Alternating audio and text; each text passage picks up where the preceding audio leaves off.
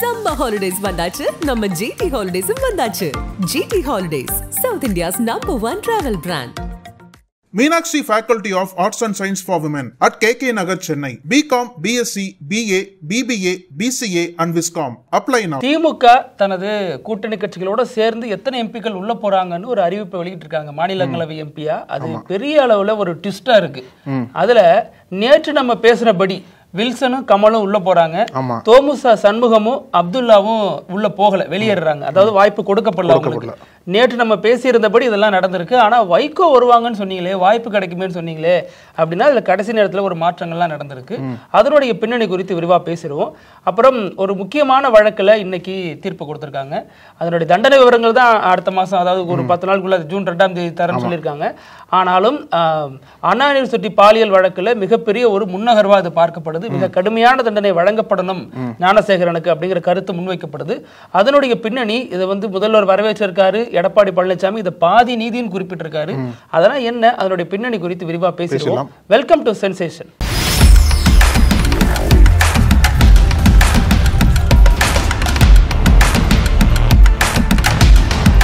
வணக்கம் பிருத்திவி. வணக்கம் அழகு. இப்போ எனக்கு என்ன மைண்ட்ல ஒரு கேள்வி இருக்கு அப்படின்னா, பாஜகவோட வழக்கமான ஒரு ஸ்டாண்ட் எப்படி இருக்கும் அப்படின்னா, எப்பவுமே சஸ்பென்ஸ் சர்ப்ரைஸ்.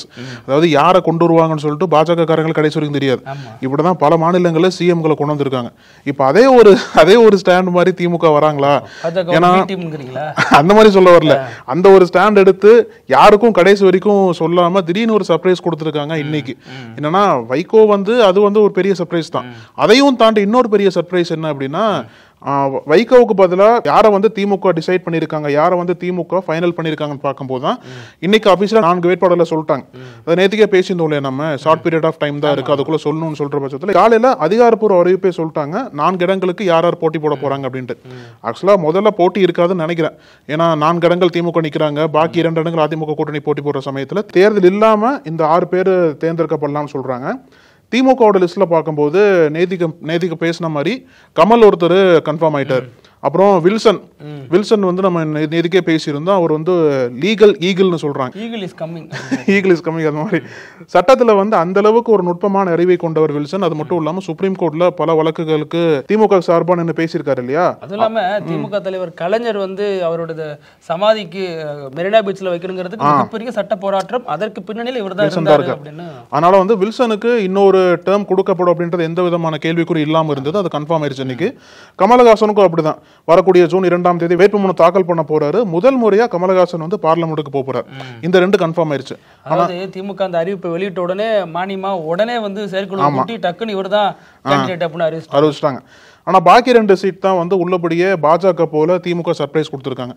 யார் தேர்ந்தெடுக்காங்க அப்படின்னா, சேலத்தை சேர்ந்த கிழக்கு மாவட்ட செயலாளர், திமுகவோட கிழக்கு மாவட்ட செயலாளர் இருக்கக்கூடிய சிவலிங்கம், அவருக்கு வாய்ப்பு கொடுத்திருக்காங்க. அது மட்டும் இல்லாம கவிஞர் சல்மா, தமிழகம் முழுக்கவே ஒரு கேள்விப்பட்ட பெயர் தான், கவிஞர் சல்மாவுக்கு திமுக இதோட வாய்ப்பு கொடுத்திருக்காங்க. இதுல அழகு இப்ப இதனுடைய பின்னணி எல்லாம் என்ன, திடீர்னு எப்படி நம்ம எதுக்காக வைகோ நம்ம கழட்டி விடணும்னா, ஸ்டாலினோட விருப்பம் வைகோ கொடுக்கணும்னு தான் இருந்தது. அது மட்டும் இல்லாம மக்களோட விருப்பம் என்ன அப்படின்னா, தமிழகத்தின் குரலா வைகோ இன்னும் நாடாளுமன்றத்தில் ஒழிக்கணும்.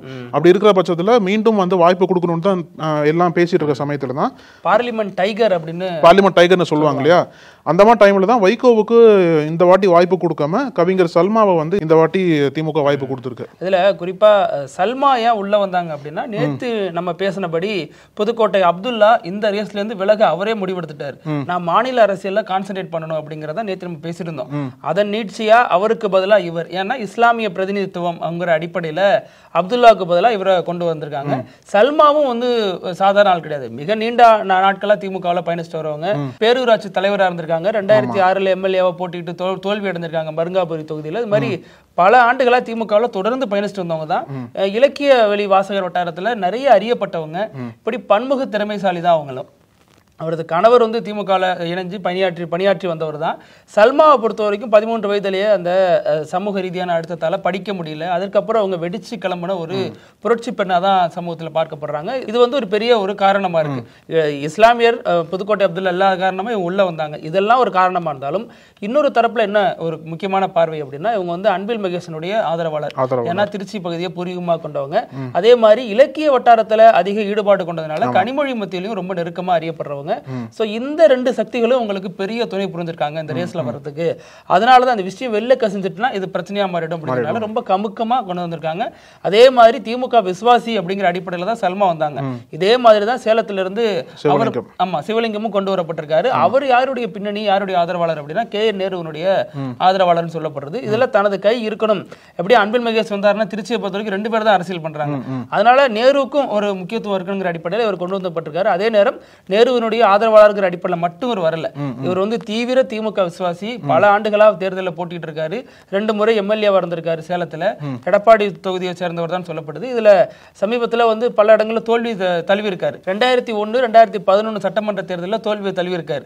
ஆனால் 2024 கள்ளக்குறிச்சியில நிப்பாரு இடைத்தேர்தல் அப்படின்னு சொல்லப்பட்ட நேரத்தில் அவர் நிறுத்தப்படல, வாய்ப்பு வழங்கப்படல. தொடர்ந்து மக்களால் சில தேர்தலில் புறக்கணிக்கப்பட்டாரு.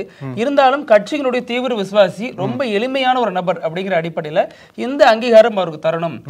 இந்த விஷயத்துல என்னன்னா நீண்ட காலமா கட்சிக்கு விசுவாசியா இருந்து பெரிய அளவுல கட்சியில பொறுப்போ அங்கீகாரமோ இல்லாம இருப்பாங்க இல்லையா, அந்த மாதிரி நபர்களை தேடி தேடி பிடிச்சு தலைமை போட்டிருக்குன்னு சொல்லப்படுது. இதுல வைகோ எங்க போனாரு, ஏன் மிஸ் ஆனாரு அப்படின்னா, வைகோ கடந்த ஜனவரி 1ஆம் தேதி வழக்கம் போல செய்தியாளர் சந்திக்கிறப்பெல்லாம் பல முறை சொல்லியிருக்காரு. ஏன்னா அவர் ஜனவரி 1 நியூ இயர் அப்ப வழக்கமா செய்தியாளர் சந்திப்பார்.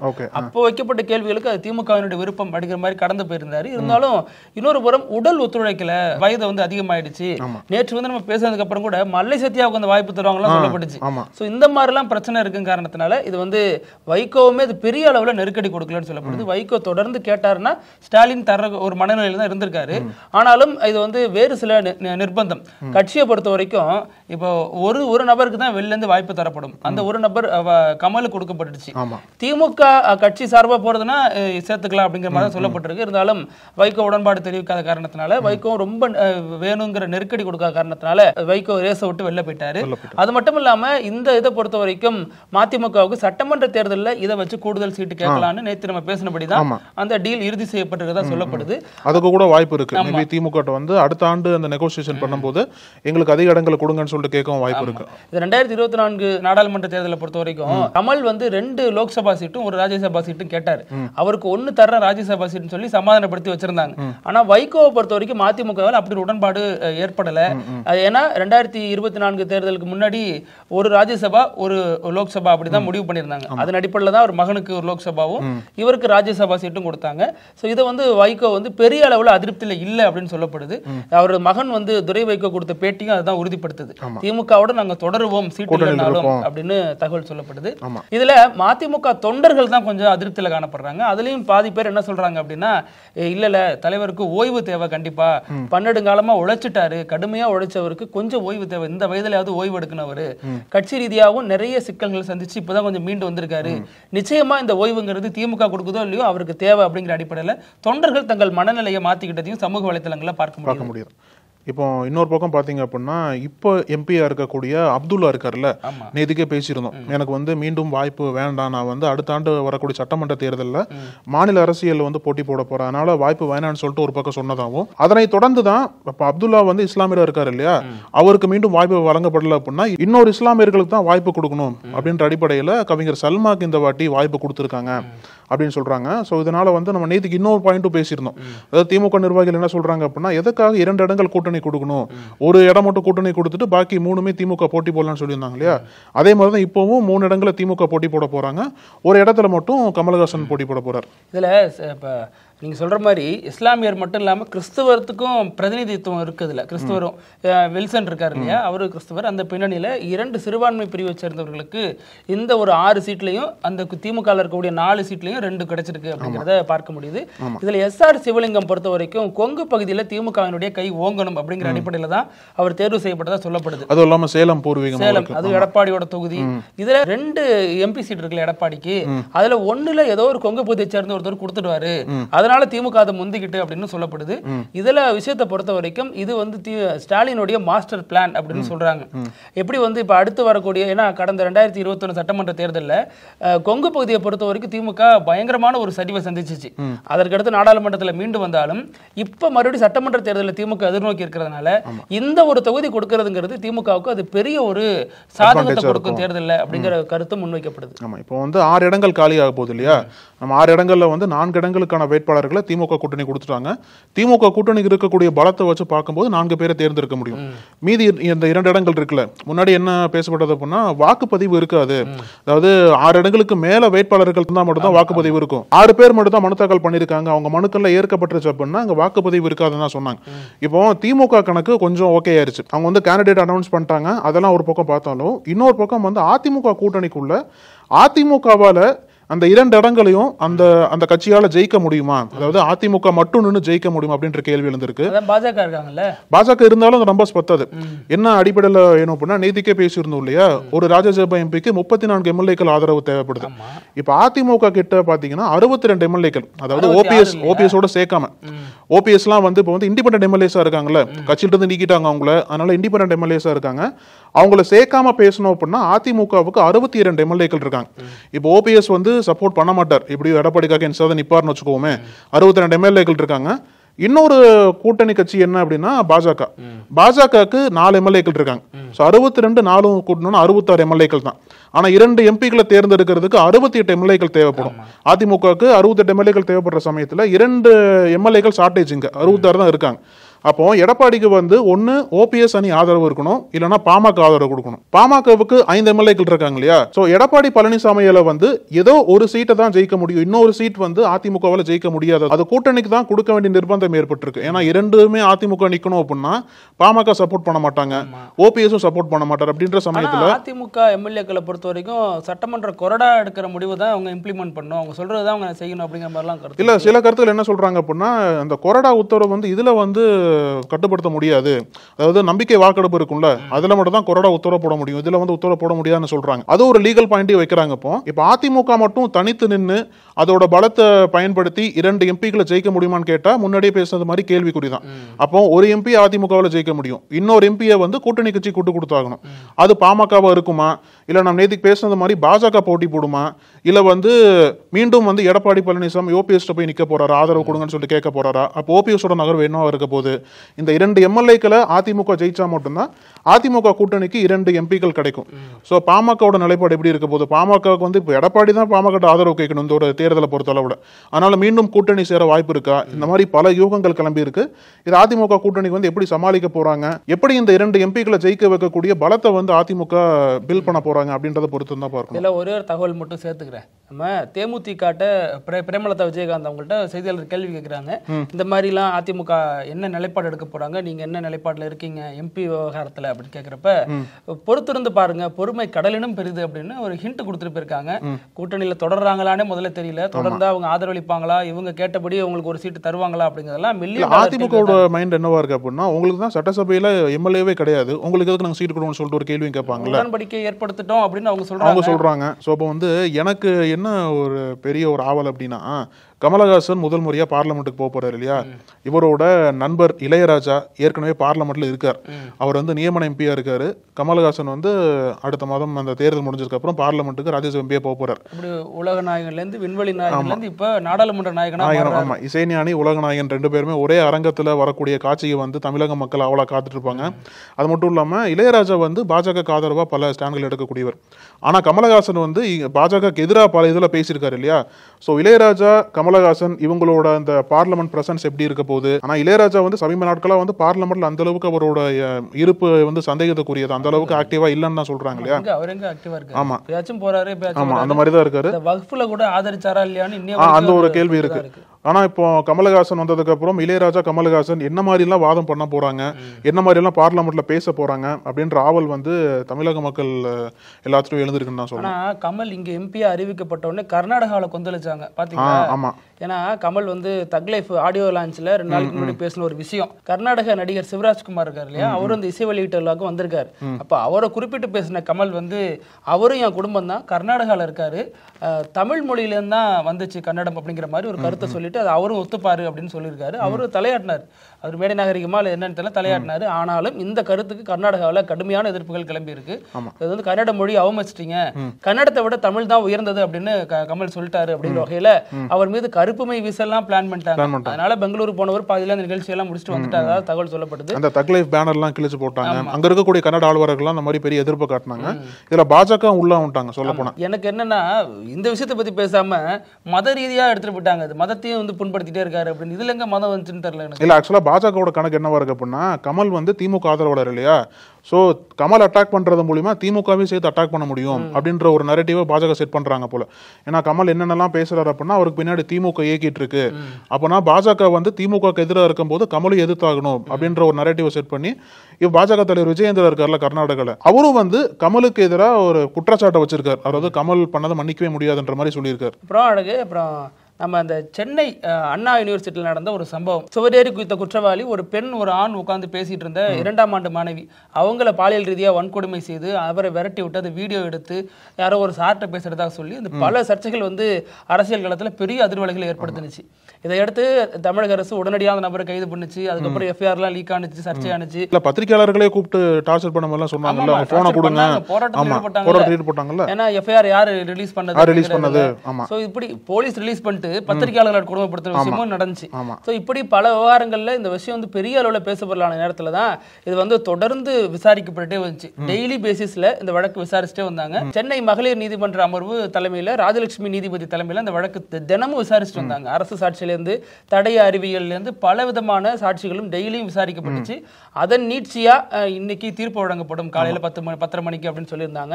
10:30 மணிக்கு இவர் குற்றவாளி தான் அப்படின்னு உறுதியா தீர்ப்பு வழங்கிட்டாங்க. கிட்டத்தட்ட 11 பிரிவு இவர் மேல வழக்கு குற்றச்சாட்டு பதியப்பட்டுச்சு.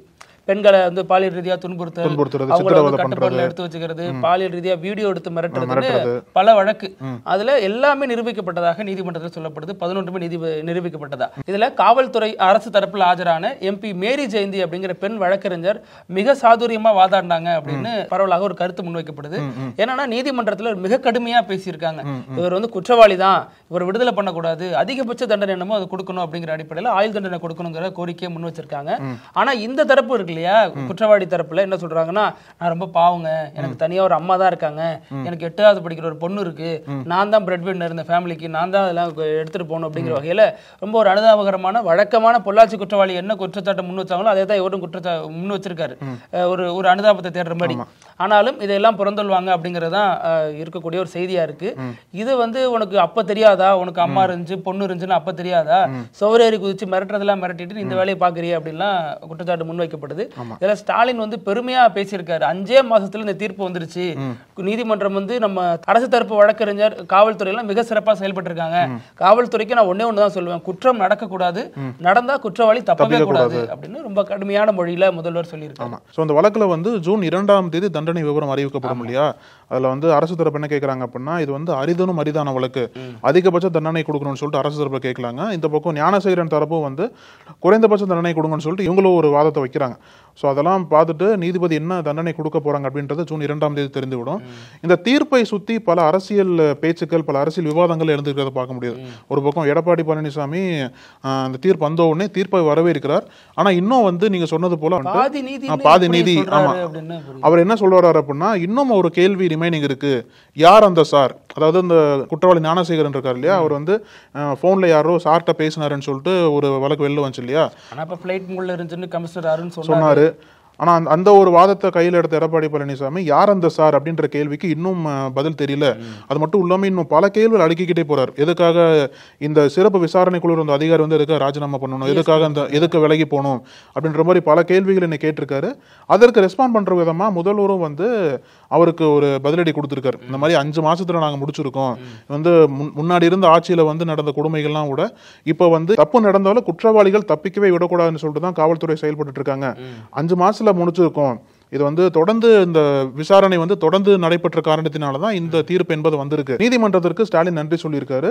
இன்னொரு பக்கம் பாத்தீங்கன்னா இன்னும் பல கட்சிகள்லாம் ஒரு பக்கம் ஆதரவு தெரிவிச்சாலும் இன்னொரு பக்கம் வந்து திமுக அகைன்ஸ்டாவும் பேசிட்டு வராங்க. அப்புறம் நிகழ்ச்சியினுடைய கடைசி பகுதி இப்படி எல்லாமா நடக்கும். இதுல அழகு இந்த பெங்களூர்ல ஒரு சம்பவம் நடந்துச்சு. அந்த பெண் வந்து பதிவு பண்ணதுக்கு அப்புறம் தான் அது வைரல் ஆனிச்சு. ஒரு ஐடி நிறுவனத்தில் வேலை பார்க்குற பெண் ஒருத்தவங்க வழக்கம் போல வீட்டுக்கு போறதுக்கு கேப் போட்டிருக்காங்க. கேப் போட்டு ஆனா ஓடிபி தானே நம்பர் சொல்லிட்டு திரும்பி பார்த்தா ஒரு நபர் ஷாக் ஆயிட்டாங்க. யோ மிலிட்டரி நீ எங்கேயா இங்க அப்படின்னு கேட்டாங்க. யாருன்னு பார்த்தா அவங்களோட டீம் லீடரு. இங்கேயா கேப் ஓட்டிட்டு அவர் கேட்டப்ப அவர்கிட்ட சொல்லியிருக்காரு, சாயந்தரம் வரைக்கும் என்னங்க நீங்க தான் டீம் லீட் பண்ணிட்டு இருந்தீங்க, இப்ப பார்த்தா கார் ஓட்டிட்டு இருக்கீங்களே, என்ன அதுவும் கேப் ஓட்டுறீங்களே, அவ்வளவு கஷ்டத்துல இருக்கீங்களான்னு கேட்டப்ப, கஷ்டம்லாம் ஒண்ணும் இல்லப்பா, வேலையில பிரஷர் தாங்க முடியல, சும்மா காரை ஓட்டிட்டுறதுக்கு இந்த மாதிரி ஓட்டினா ஒரு வருமானம் வருமே. அதாவது டீம் லீடர் மட்டும் இன்னொரு வேலை பார்க்கலாம், எம்ப்ளாயிஸ் வேலை பார்க்க கூடாது, வேலையை முடிச்சுதான் பாக்குறாரு பாருங்க. ஸோ அது வந்து எனக்கு போட்ட பதிவின் மூலமா என்ன தெரிய வந்துச்சுன்னா, இந்த மாதிரி பெங்களூரு டிராபிக் பத்தி இவங்க எழுதியிருக்காங்க. ஒரு நபர் வந்து நிறுவனம் இந்த மாதிரி நிறுவனங்கள்ல வேலை பார்க்கும் பொழுது இருக்கக்கூடிய மன உளைச்சல் சம்பந்தமாகவும் பதிவு பண்ணிருக்காங்க. இது பெரிய அளவுல வைரலா போயிட்டு. ஆனா இந்த ட்விஸ்ட் அவர் எதிர்பார்த்திருக்க மாட்டார். கண்டிப்பா இவங்க எதிர்பார்க்கல, அவர் எதிர்பார்க்கல. டீம் லீடர் தானே இல்ல அவருக்கு தம்பி எதுனா ட்வின்ஸா இருக்கீங்களா, அப்புறம் பார்த்தா நான் தான் டீம் லீடர். இதே மாதிரி நாளைக்கும் பல செய்திகளோட சந்திக்கலாம். அழகு, நன்றி. தொடர்ந்து பேசலாம் மூர்த்தி. நன்றி. நக்கீரன் டிவிக்கு சப்ஸ்கிரைப் செய்யுங்கள். உங்கள் ஆதரவே எங்கள் பலம். ஆசிரியர்களுக்கு நண்பனாகவும் மாணவர்களுக்கு ஆசானாகவும் திகழும் தேர்வு வழிகாட்டி. ஒவ்வொரு பாடத்திற்கும் அனுபவமிக்க ஆசிரியர்களின் துல்லியமான தெளிவான விடைகள். CNC இருக்கு, தேர்வு பயம் எதற்கு? இது தீரன் பப்ளிஷிங் ஹவுஸ் விற்பனை வெளியீடு.